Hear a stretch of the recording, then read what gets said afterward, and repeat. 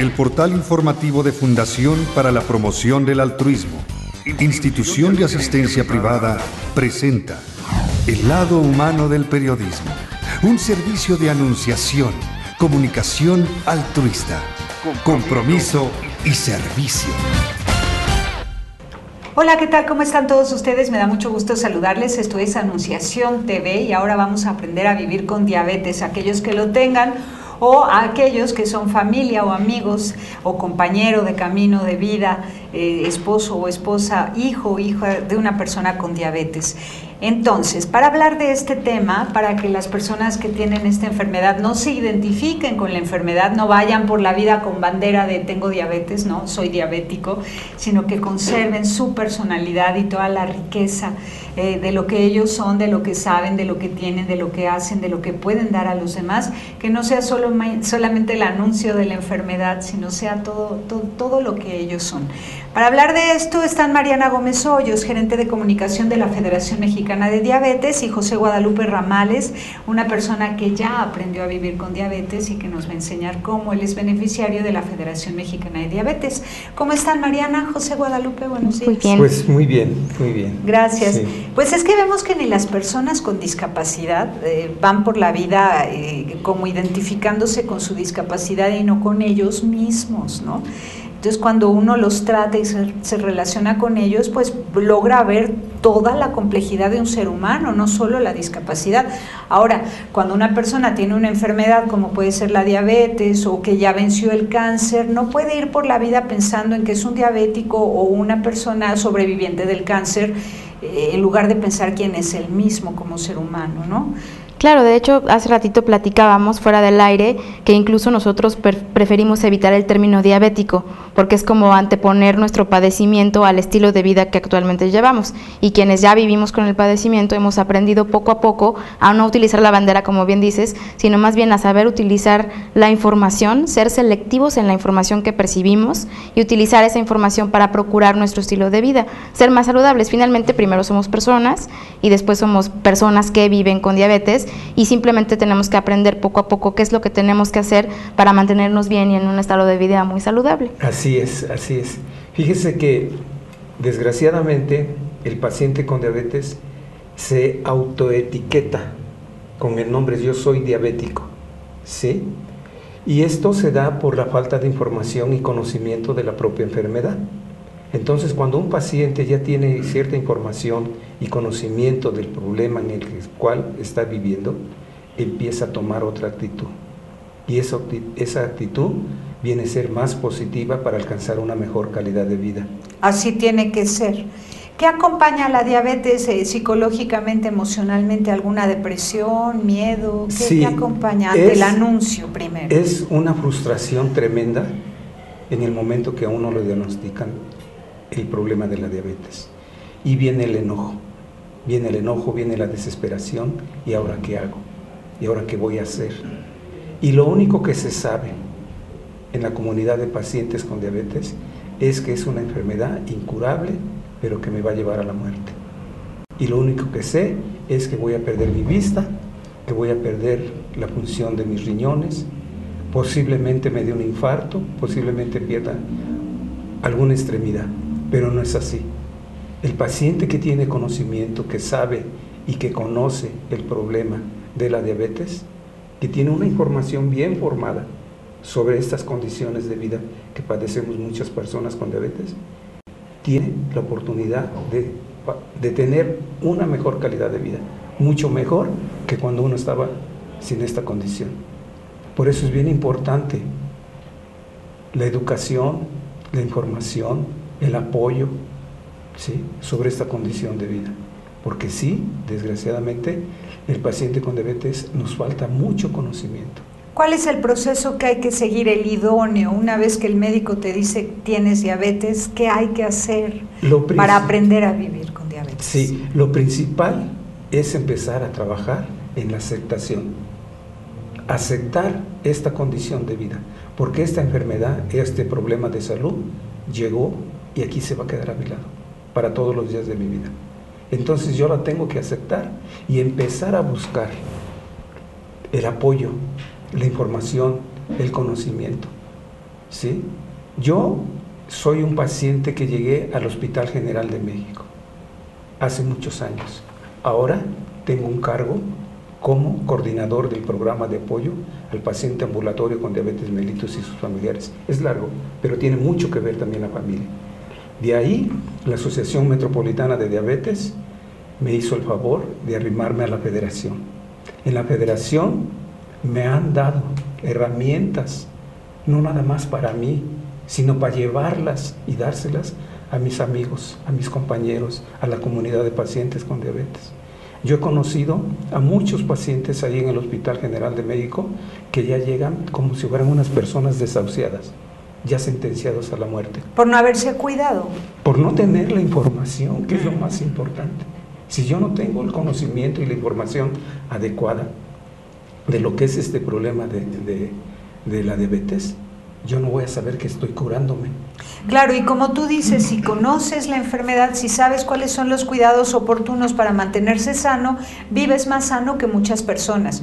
Pasa como con los que tienen incontinencia urinaria por una vejiga neurogénica, ¿no? Y que tienen que vaciar la vejiga con sonda, ¿no? Y entonces se alarma el paciente cuando el médico le dice vas a llevar sondeo intermitente. Y entonces el paciente dice, pero ¿qué es eso tan espantoso, no? Introducirse una sonda por la uretra, vaciar la vejiga. Y dice, no te preocupes, lo vas a hacer cada 3 horas. Cada 3 horas debería todo ser humano vaciar la vejiga. Y hay unos que no lo hacen y se dañan los riñones. En cambio tú, al saber que lo tienes que hacer cada 3 horas, estarás más sano y vivirás más años que muchas otras personas. Lo mismo pasa con las personas con diabetes. No consumir demasiada azúcar, no consumir, no sé, que ya nos van a decir ustedes cuál es la alimentación ideal, ¿no? Pero dicen a las personas obesas, come como si fueras diabético y vas a estar esbelto y guapo, ¿no? Sí. Entonces, sí, es aprender a vivir. El tratamiento para la diabetes podemos decir que es complicado y que incluye muchos aspectos diferentes de la vida cotidiana. Hay diferentes tipos de diabetes y hay diferentes personas diagnosticadas con diabetes. El tratamiento, digamos que no es una hoja que uno pudiera recetar y seguir al pie de la letra todos los días. Son tratamientos muy personalizados que toman en cuenta los gustos específicos de cada persona, hasta para la alimentación. Por ejemplo, la alimentación no es una dieta como nosotros la conocemos, sino más bien es un plan de alimentación que va a invitar a que esta persona se alimente de forma saludable sin evitar lo que le gusta. La persona con diabetes puede consumir prácticamente todo tipo de alimento, pero tiene que tener cierta precaución especial en el tamaño de porción. Vamos a comer un poco menos, pero vamos a seguir de todos modos comiendo lo que nos gusta. Incluyendo azúcar. Incluyendo azúcar. Ahora sabemos que, a diferencia de lo que creíamos antes, que el azúcar estaba terminantemente prohibido, sabemos que el carbohidrato, que es lo que compone a las azúcares, es un nutrimento esencial para la vida de cualquier ser humano. Y sabemos que esos carbohidratos no únicamente los contiene el azúcar, los contienen algunas verduras, los contienen las frutas, los cereales, y debemos tener cierta precaución con ese nutrimento en especial, con el carbohidrato, porque finalmente es el que va a tener un impacto en nuestros niveles de azúcar o de glucosa en sangre. Entonces, digamos que el plan de alimentación de alguien ya diagnosticado con diabetes no es restrictivo, es simplemente tener precaución especial en el tamaño de porción, pero sí pueden consumir prácticamente cualquier tipo de alimento con prescripción médica y consejo nutricio adecuado.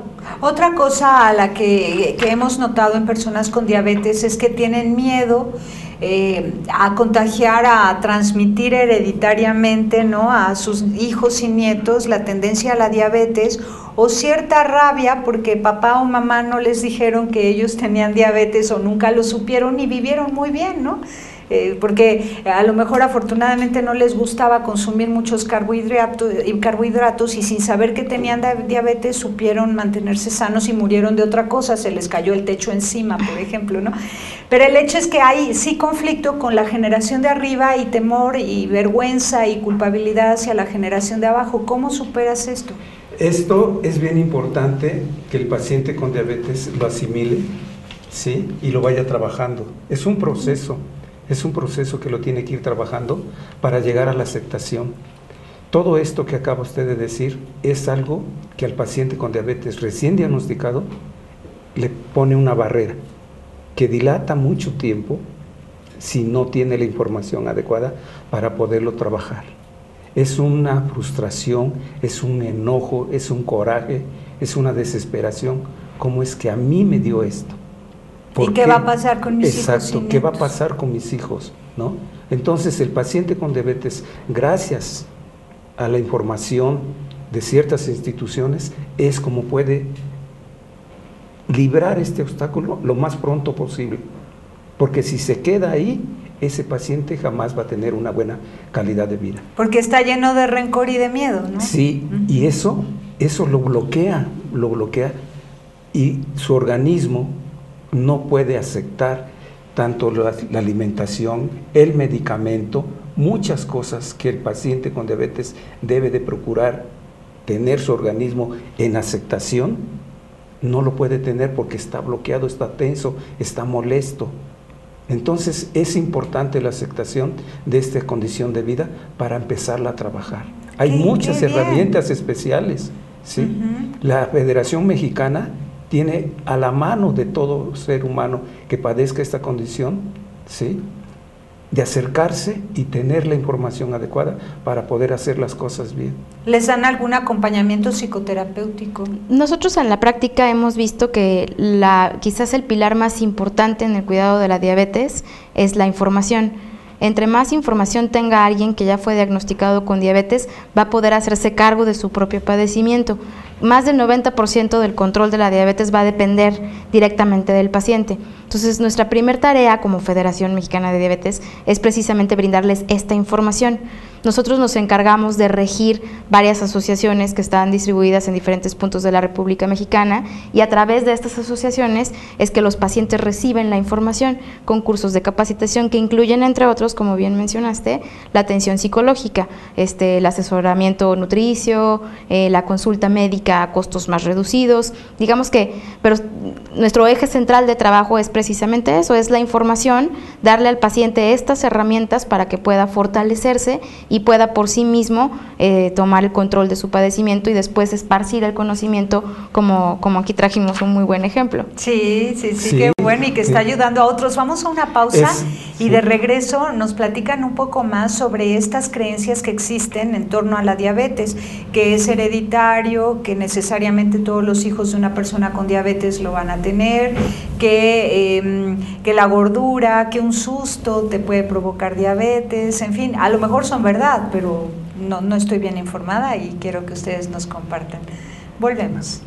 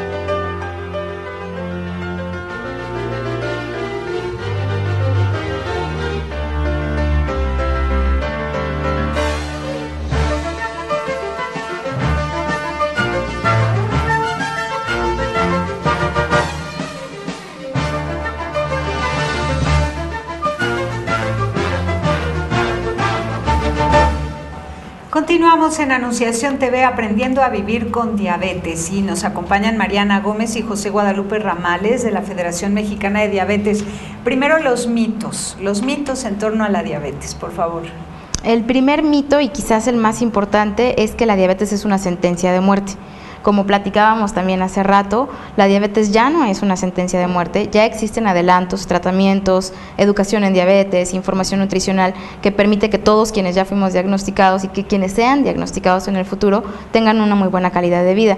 Desafortunadamente, pues en los medios estamos acostumbrados a ver al paciente con diabetes generalmente relacionado con complicaciones, estamos acostumbrados a que el paciente con diabetes se ponga con ceguera o se represente con amputación o se represente con enfermedad renal, y hoy ya sabemos que no es así, que ya existen tratamientos que permiten que quienes ya fueron diagnosticados tengan una muy buena calidad de vida, siempre y cuando se apeguen al mismo tratamiento.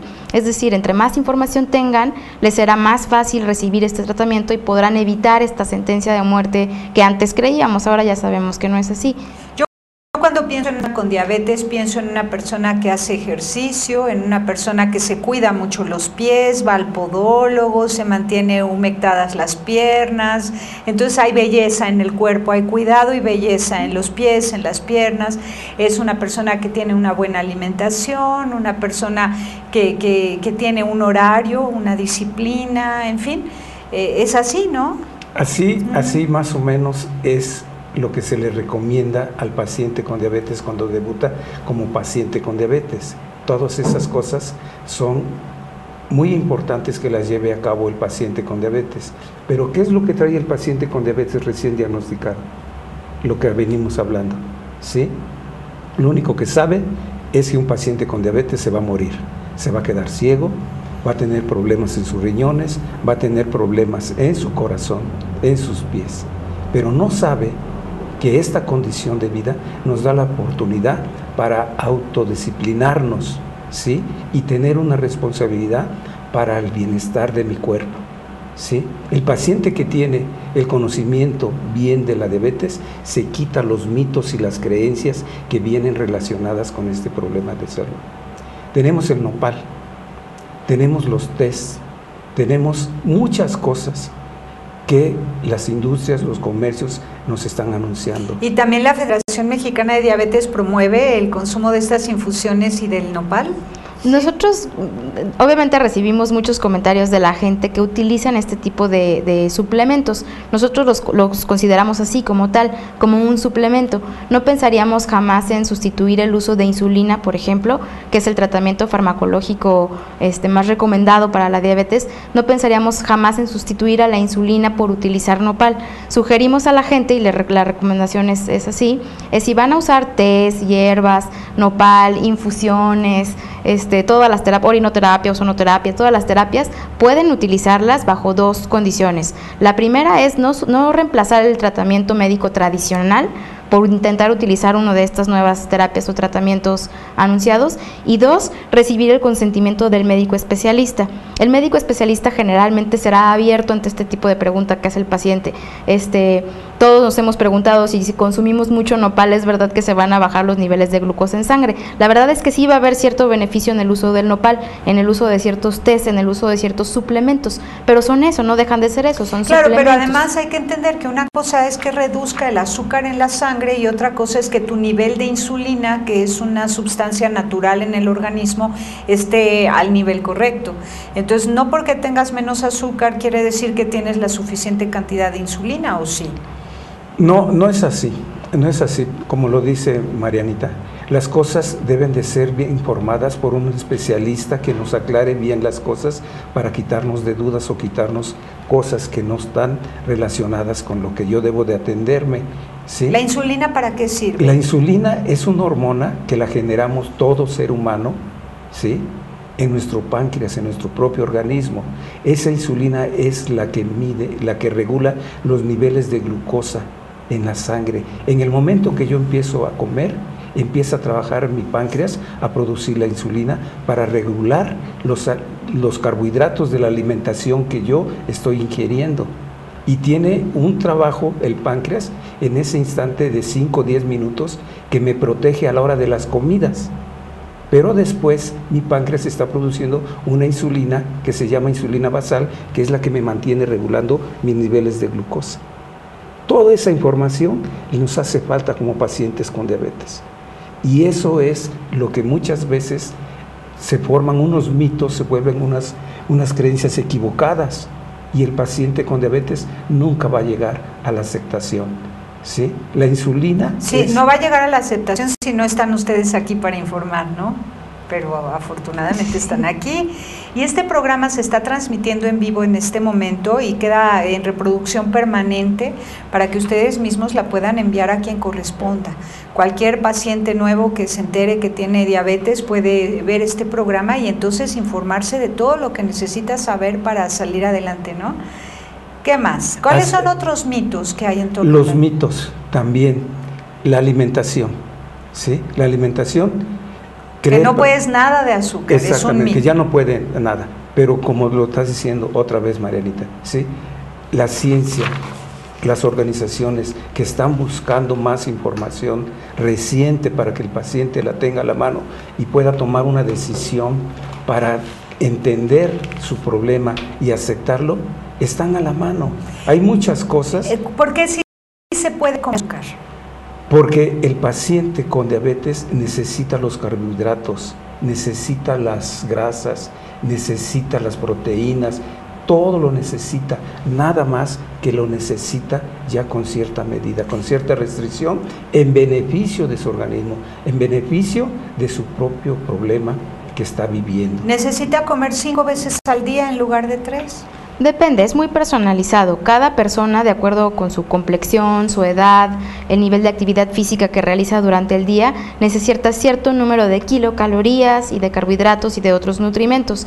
Es un cálculo que no podríamos generalizar, digamos, para todo el mundo, pero sí es cierto que lo recomendado para quienes viven con diabetes es consumir pequeñas cantidades, pequeños almuerzos y que sean varios. Por eso estamos acostumbrados a leer o a escuchar que son 5 alimentos, son, digamos, los 3 alimentos principales y 2 colaciones o refrigerios. Esto cubre dos puntos muy importantes. El primero es que el paciente no va a tener hambre durante el día y vamos a evitar que coma de más, y el segundo es que se puedan utilizar de mejor forma todos estos nutrimentos, pero es muy variable, depende también, te digo, de la edad del paciente, de la actividad física. Si es alguien sedentario, pues se procurará que coma menor número de kilocalorías. Si es alguien que realiza mucha actividad física, un atleta por ejemplo, procuraremos que coma más carbohidratos o más kilocalorías, y ahí se irá viendo, pero los tratamientos, lo recomendado es que sí sean personalizados, es decir, no buscar una dieta de revista y seguirla al pie de la letra porque no está fabricada de acuerdo con mis necesidades personales. Ahora, algunas personas con diabetes cada mañana, cada tarde o cada noche se pican el dedo y se miden la glucosa en la sangre. Muchas. De hecho, sí. ¿Esto es necesario hacerlo? Es forzoso y muy necesario. Este es uno de los pilares importantes. Digamos que hay 7 pilares para el cuidado de la diabetes y ahorita ya cubrimos 2 muy importantes. Por un lado, la información, tener acceso a esta información que nos va a hacer saber más y poder controlarnos de mejor forma. Y el otro, en orden de importancia, es el automonitoreo, que es esta herramienta que tú nos estás mencionando. Y se trata exclusivamente de tomar una muestra de sangre microscópica, es una gota diminuta, para que podamos saber la concentración o el nivel de glucosa o azúcar en nuestra sangre en ese momento. Digamos que las cifras de una persona que no vive con diabetes oscilarían entre 70 miligramos sobre decilitro y 100 miligramos sobre decilitro. Quienes ya fuimos diagnosticados con diabetes, entonces seguimos un tratamiento esperando alcanzar esas mismas cifras. Digamos que vamos a engañar a nuestro cuerpo. Le vamos a hacer creer a nuestro cuerpo que no vive con diabetes teniendo este nivel de glucosa regulado, y de esa forma vamos a poder evitar complicaciones. El automonitoreo puede hacerse cuantas veces sea necesario.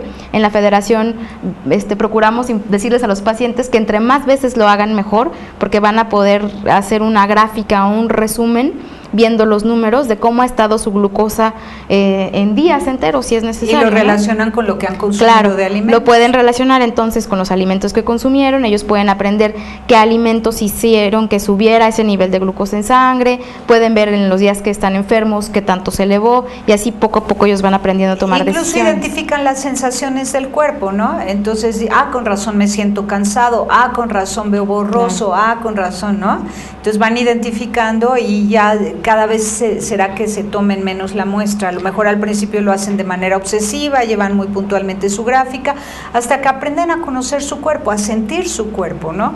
Y alimentarse de manera que no provoquen una elevación en la glucosa. Después de un corte voy a querer que nos digas las otras 5 cosas que hay que cuidar cuando se aprende a vivir con diabetes, ¿sí? Claro. Vamos y volvemos.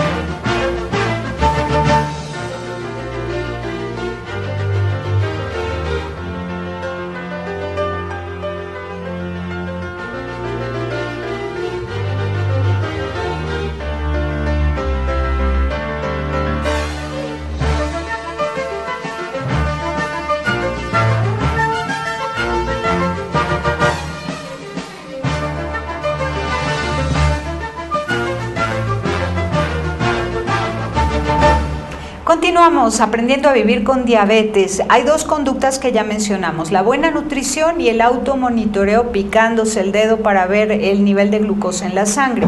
Otras 5 conductas, en total son 7, ¿no? Para cuidarse. Son 7 en total. Otra de las más importantes es positiva.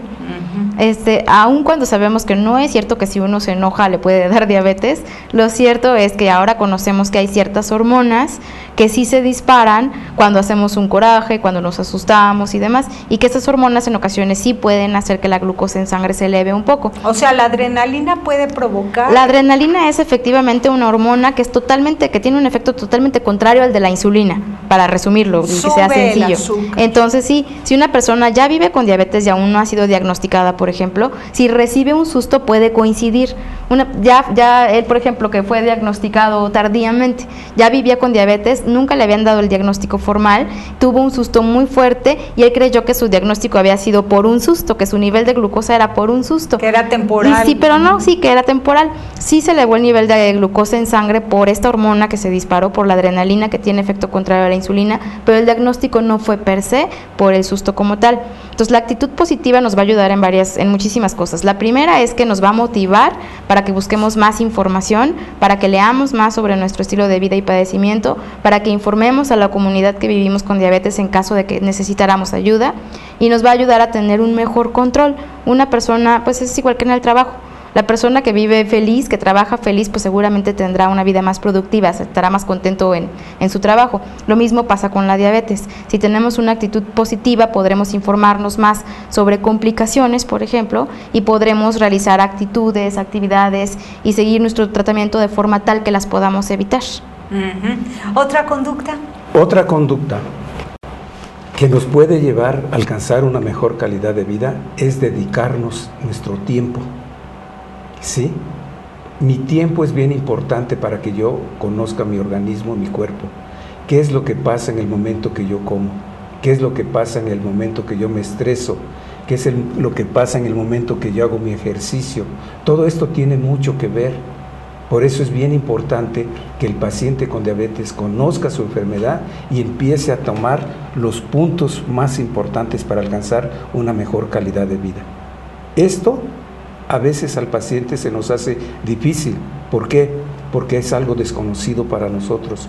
Pero si no lo hacemos, si no llegamos a la conclusión de que soy una persona especial y que necesito una información y un conocimiento especial, no voy a lograr nada. Un tiempo, decíamos, la conducta es el tiempo. Necesito un tiempo para dedicarme a medirme la glucosa, para cuidarme los pies, para sentarme a comer. Esa es la cuarta conducta, ¿no? Podría ser la cuarta conducta. Sí, ¿otra conducta? El tratamiento farmacológico, el tratamiento médico, tener un equipo de profesionales al cuidado de la salud.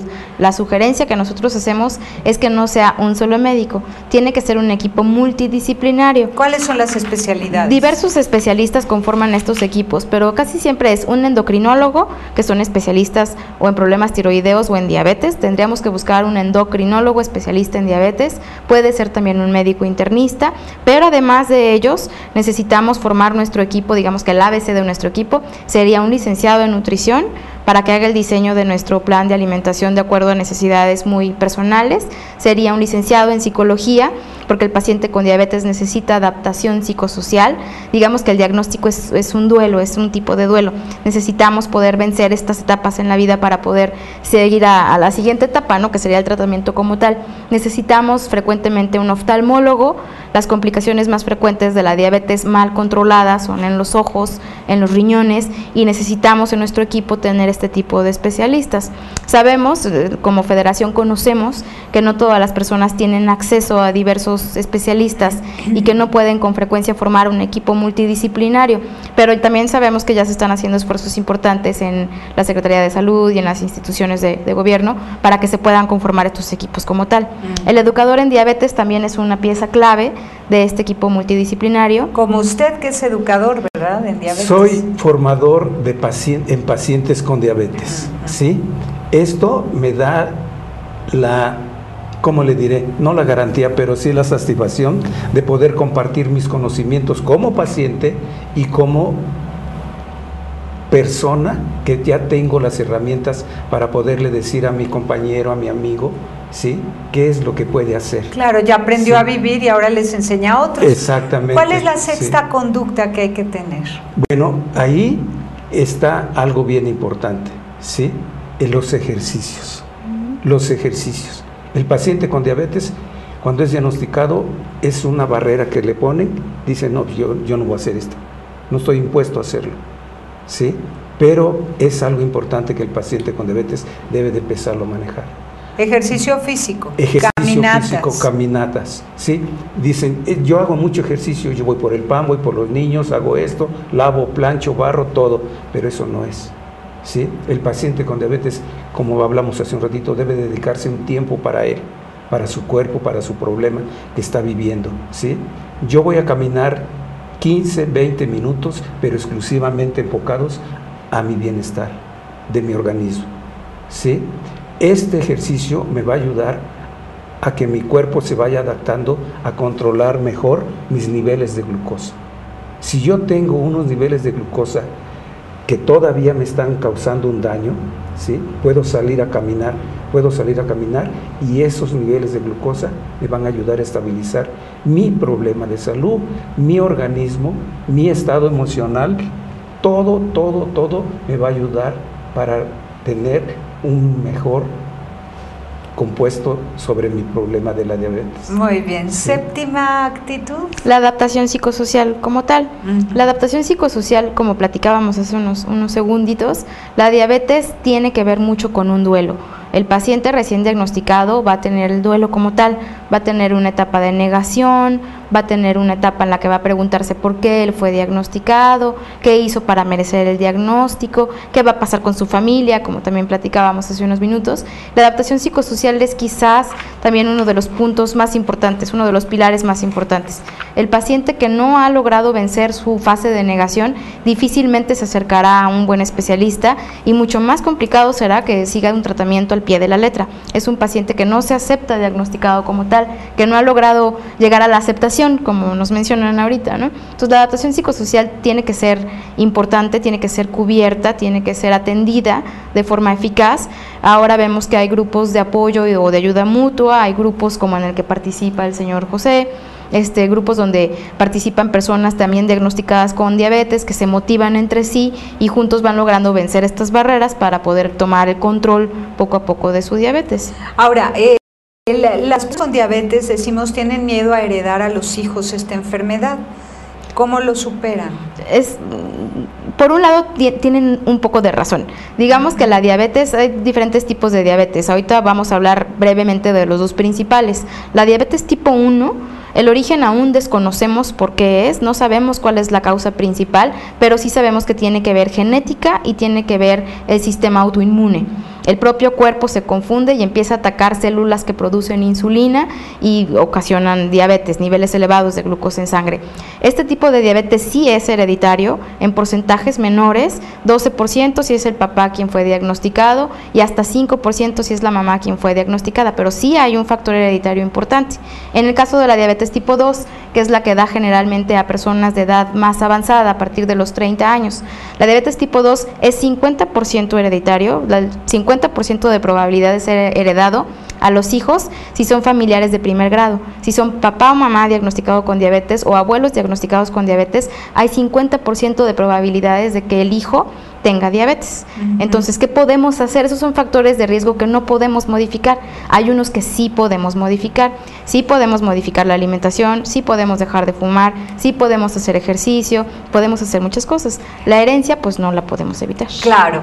Ahora, el tema de las mamás embarazadas, teniendo ellas diabetes sin saberlo, porque es silenciosa y no se siente, ¿no?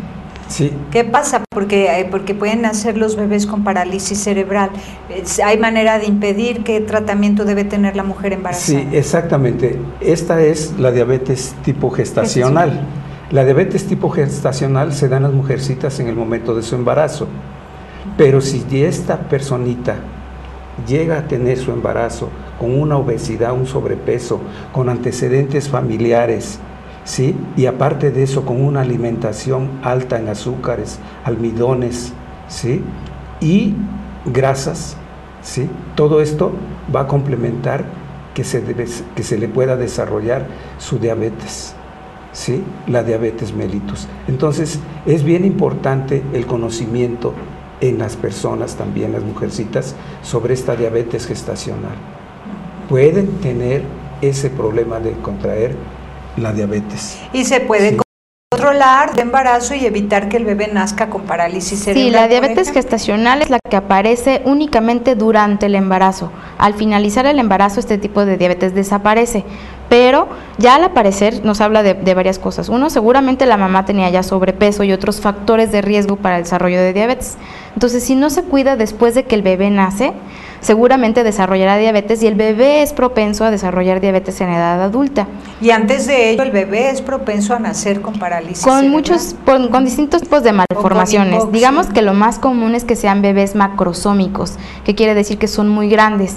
Antes decíamos, ay, qué padre, nació un bebé de más de 4 kilos, que es saludable. Ahora sabemos que no es saludable, que es un exceso de glucosa, un exceso en la alimentación del bebé. Y que le puede afectar mucho. Y que además puede afectar diferentes órganos. Las malformaciones son muchas, parálisis entre ellas, son muchísimas, pero sí puede evitarse. Y la diabetes gestacional, el tratamiento es, digamos, el mismo que para otros tipos de diabetes. Lo recomendado es el uso de insulina, una alimentación saludable y actividad física, como en los otros Ahora, tipos. me preocupa mucho las zonas rurales. ¿Serán atendidos o no los pacientes con diabetes? Las clínicas locales en los pueblitos atienden estos. Eso es lo que yo le estaba manifestando a Marianita.